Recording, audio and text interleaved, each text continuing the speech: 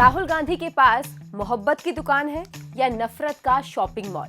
चलिए करते हैं दूध का दूध और पानी का पानी। वैसे तो कहते हैं कि मोहब्बत का कोई मोल नहीं होता, लेकिन आजकल महाशय राहुल गांधी जी मोहब्बत के ब्रांड एम्बेसडर जरूर बनकर घूम रहे हैं। आज वो देश और दुनिया में घूम घूम कर अपनी नायाब और अमूल्य भावनाओं की बेहिसाब नीलामी कर रहे हैं। लेकिन उनके पास अगर मोहब्बत का इतना ही ज्यादा स्टॉक था, तो फिर उनकी दुकान से कुछ खरीदार खाली हाथ ही कैसे लौट गए? इस बात में तो कोई दो राय नहीं है कि कांग्रेस पार्टी का डीएनए नफरत की राजनीति से ग्रसित है। केवल नफरत ही एकमात्र ऐसी चीज है जिसमें कांग्रेस कोई भेदभाव नहीं करती। बस उससे नफरत करो जो आपको ललकार सके, उससे नफरत करो जिससे आपको सत्ता छिन जाने का डर हो, फिर चाहे इस नफरत को पोषित करने के लिए मर्यादाओं को दरकिनार कर केवल स्वार्थ की राजनीति क्यों ना करनी पड़ जाए। कांग्रेस इससे पीछे भला कैसे हट सकती है? चलिए जानते हैं उन लोगों के बारे में जो कांग्रेस की मोहब्बत की दुकान से तो कुछ हासिल नहीं कर सके, लेकिन राहुल गांधी के नफरत के शॉपिंग मॉल से उन्हें बहुत कुछ हासिल हुआ। शायद श्रीमान राहुल जी की याददाश्त थोड़ी कमजोर हो गई है, या शायद उनके लिए वो सच पुराना हो गया है, लेकिन कोई बात नहीं, आज उनकी मोहब्बत की चाशनी में लिपटा नफरत का जहर बाहर आ ही जाना चाहिए। तो चलिए बताते हैं उनके बारे में जो इनकी दुकान से भर भर के केवल नफरत पाकर लौटे। नफरत की दुकान के पहले ग्राहक थे देश के लौह पुरुष सरदार पटेल, जिनसे गजब की नफरत निभाई गई थी। जब वो देश के पहले प्रधानमंत्री बनने वाले थे, तब उनके नाम पर 15 में से 12 राज्य समितियों ने पटेल को पार्टी अध्यक्ष के लिए नामांकित किया। बावजूद इसके कांग्रेस के अध्यक्ष और देश के पहले प्रधानमंत्री नेहरू ही बने, और इसके बाद कांग्रेस ने इतिहास के पन्नों से सरदार पटेल के योगदान को ही दरकिनार कर दिया। आप अंदाजा लगा सकते हैं कि जिन सरदार पटेल ने देश को जोड़ने में इतनी बड़ी भूमिका निभाई, उनको 1991 में जाकर भारत रत्न से सम्मानित किया गया। और तो और जब मोदी सरकार ने उनके नाम पर स्टैच्यू ऑफ यूनिटी का निर्माण करवाया, तो सभी कांग्रेसियों ने मिलकर उसका विरोध किया। इससे पता चलता है कि इनकी कथित मोहब्बत की दुकान में नफरत का स्टॉक भरपूर था। नफरत की दुकान के दूसरे ग्राहक रहे डॉक्टर बी.आर. अम्बेडकर। नेहरू ने डॉक्टर बी.आर. अम्बेडकर को मुख्य धारा की राजनीति में प्रवेश करने से रोका, और कांग्रेस और नेहरू ने मिलकर ये चाहा कि वो पहला आम चुनाव हार जाए। अम्बेडकर का नाम लेते लेते राहुल गांधी अपनी बेवकूफी में ये भूल जाते हैं कि कैसे उनकी खुद की ही पार्टी ने उनका अपमान किया था। इस नफरत की दुकान के तीसरे ग्राहकों में से एक हैं सीताराम केसरी, खुद की ही पार्टी के दिग्गज नेता, जिन्होंने 1996 से 1998 तक पार्टी की कमान संभालने का काम किया। कांग्रेस ने उन्हीं का नाम पार्टी के रिकॉर्ड से गायब कर दिया और बाद में पार्टी के पूर्व अध्यक्षों की सूची में जोड़ दिया। अंतिम कार्यकाल समाप्त होने के बाद उन्हें राज्यसभा के लिए पार्टी की उम्मीदवारी से भी वंचित कर दिया गया। सोनिया गांधी को अध्यक्ष बनाने के लिए कांग्रेस अध्यक्ष सीताराम केसरी का चर्चित तख्ता पलट के बारे में कौन नहीं जानता।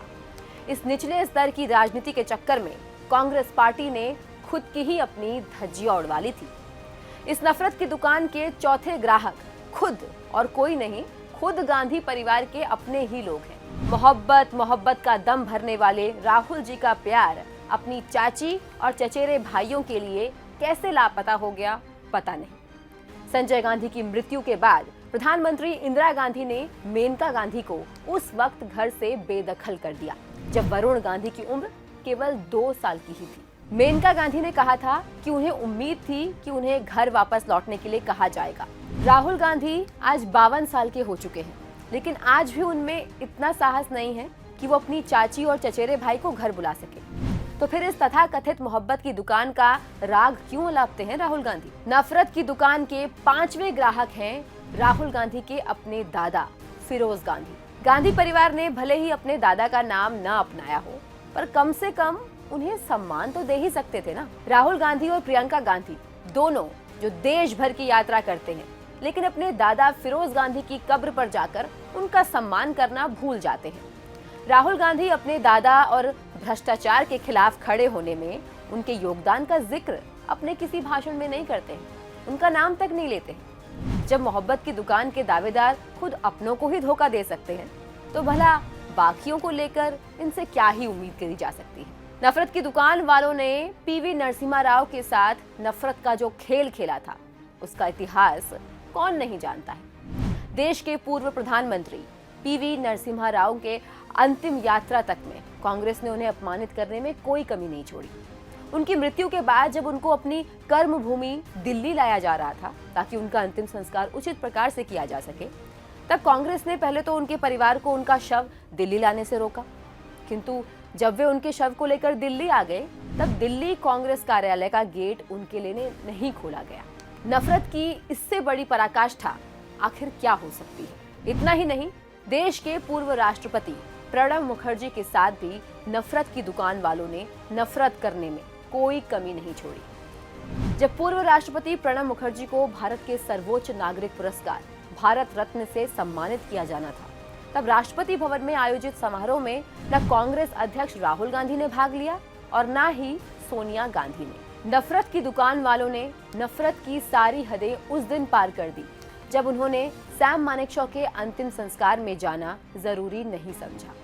सैम मानेकशॉ भारतीय सेना के वो महान फील्ड मार्शल थे जिनको बांग्लादेश के आजाद कराने के लिए 1971 के युद्ध के नायक सैम बहादुर के नाम से भी जाना जाता है। जब 2008 में उनका निधन हुआ तब उनके अंतिम संस्कार में सशस्त्र बलों की सर्वोच्च कमांडर और प्रधानमंत्री मनमोहन सिंह, रक्षा मंत्री ए.के. एंटनी और तीनों सेना प्रमुखों से लेकर कोई भी राजकीय अंतिम संस्कार में शामिल नहीं हुआ। इनकी नफरत की दुकान में नफरत की नीलामी का शिकार हुई G23 कांग्रेस के वरिष्ठ नेताओं का वो समूह, जिसने अगस्त की शुरुआत में 2020 में अंतरिम पार्टी प्रमुख सोनिया गांधी को पत्र लिखकर कांग्रेस पार्टी के कामकाज में बदलाव का अनुरोध किया था। 26 अगस्त 2022 को पार्टी के वरिष्ठ नेता गुलाम नबी आजाद ने मुख्य रूप से राहुल गांधी को जिम्मेदार ठहराते हुए कांग्रेस से इस्तीफा दे दिया और कपिल सिब्बल ने भी कांग्रेस से इस्तीफा दे दिया। हैरत है कि राहुल गांधी अपनी पार्टी के उन साथियों को अपना प्यार क्यों नहीं बेच पाए जो कांग्रेस पार्टी के कामकाज में सुधार चाहती थी। मोहब्बत की आड़ में नफरत की दुकान चलाने वाले राहुल गांधी अपने विदेशी दौरों में इस बात का जिक्र करते रहते हैं कि भारत में अल्पसंख्यकों, खासकर कि सिखों को भारत में रहना मुश्किल लगता है। वो ये बताते हुए शायद भूल जाते हैं कि 1984 में हुए सिख दंगे किसके कारण हुए थे। सिख दंगों का मुख्य आरोपी जगदीश टाइटलर अभी भी कांग्रेस पार्टी में सक्रिय रूप से शामिल है। क्या मोहब्बत की दुकान वाले सिखों की सेवा उनको न्याय नहीं दिलाना चाहती? क्यों दंगों का मुख्य आरोपी आज भी गांधी परिवार का करीबी सहयोगी है? और तो और ये नफरत की दुकान चलाने वाले राहुल गांधी ने उन स्वतंत्रता सेनानियों से नफरत करने में भी कोई कमी नहीं छोड़ी जिनकी प्रशंसा खुद उनकी दादी इंदिरा गांधी ने की थी। सावरकर का इतिहास जाने बिना राहुल गांधी ने भारत के स्वतंत्रता सेनानी वीर सावरकर का तिरस्कार किया। अपनी भारत जोड़ो यात्रा के दौरान कई मौकों पर कहा कि मेरा नाम सावरकर नहीं है, मेरा नाम गांधी है और गांधी माफी नहीं मांगते। जबकि उन्हीं की दादी तत्कालीन प्रधानमंत्री इंदिरा गांधी ने वीर सावरकर की प्रशंसा करते हुए उन्हें भारत का कभी ना भूले जाने वाला बेटा कहकर पुकारा था। और तो और भारत जोड़ो यात्रा के दौरान कांग्रेस पार्टी ने शुरुआत में स्वतंत्रता सेनानी की तस्वीर वाले पोस्टर छपवाए और बाद में उसे ढक दिया। आखिर देश के स्वतंत्रता सेनानियों के प्रति ये कैसी मोहब्बत थी, ये तो राहुल गांधी ही जाने। ये सब जानने के बाद आपको इतना तो समझ आ ही गया होगा कि कैसे मोहब्बत की जमीन तले नफरत के बीज बोए जा रहे हैं। तो इसमें कोई हैरत की बात नहीं है कि राहुल गांधी कैसे विदेश की धरती पर जाकर बार बार देश की छवि को धूमिल करके विदेश में अपने देश के प्रति नफरत का माहौल बना रहे हैं। लेकिन राहुल गांधी कितनी भी कोशिश क्यों न कर लें, देश उनके इस छलावे को बखूबी जानता है और पीएम मोदी के प्रति देश का विश्वास और विदेश में उनके कामों की प्रशंसा के आगे राहुल गांधी के ये छलावे बौने नजर आते हैं।